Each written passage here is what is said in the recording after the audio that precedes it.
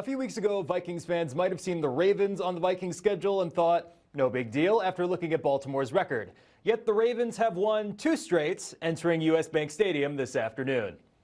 Ravens were 1-5. Only 4 teams in NFL history have made the playoffs after starting 1-5. Seventh play of Minnesota's first drive. Hello, Aaron Jones. First touchdown of the year. Vikings lead. Ravens answer with a field goal on their next possession. Later in the half, J.J. McCarthy trying his luck with a deep ball. That is a Georgia Bulldog. Malachi Starks with his second career interception. 2 straight games with a pick for the rookie. First drive of the second half, McCarthy again letting it fly, and again he's picked off. Marlon Humphrey, the second former SEC defensive back to get McCarthy today. Ravens trail Minnesota by 1. 4 field goals by Baltimore to this point. Finally, Justice Hill gets the visitors 6 and the lead. Ravens up 19-10. Into the fourth quarter, Lamar Jackson finds Mark Andrews in the back of the end zone. 2-score lead for Baltimore. McCarthy does hit Jalen Naylor for a touchdown. It's a nice play, but not enough. Ravens get the win 27-19. UND watched their in-state rivals clinch a conference title on their home turf. That stings. What stings even more is that this felt like a game that the Fighting Hawks could have won. Coach Schmidt had this to say regarding his team's missed opportunities.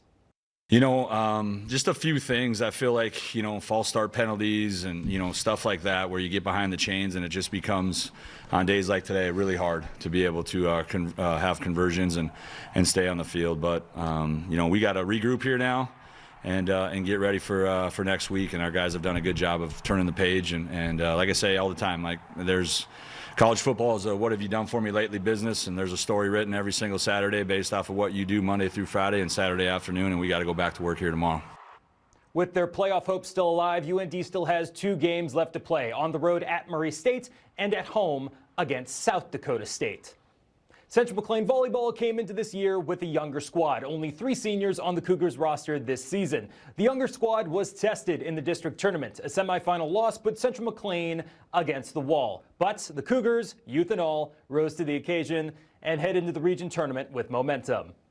It feels good to know that they want it just as bad as you, and they've seen it before, so they know, from experience, that it can happen and that we're here. We're a building team, but it's doable. Going into regions, it's kind of do or die time is our mindset, and this group of girls, they just come in every day and they just work so hard. I think it's great, especially for an inexperienced team and a young team, to be put in that spot, and then how to learn from it and move on from it was huge for us.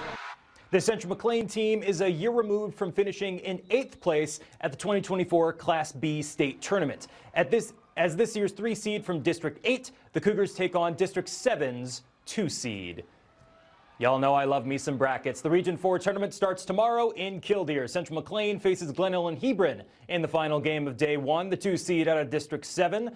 Flasher plays Beach as the District 8 champs in Game 3. New Salem Almont takes on Mott Regent in the game before that. New England and Washburn get the party started tomorrow afternoon at 2 p.m.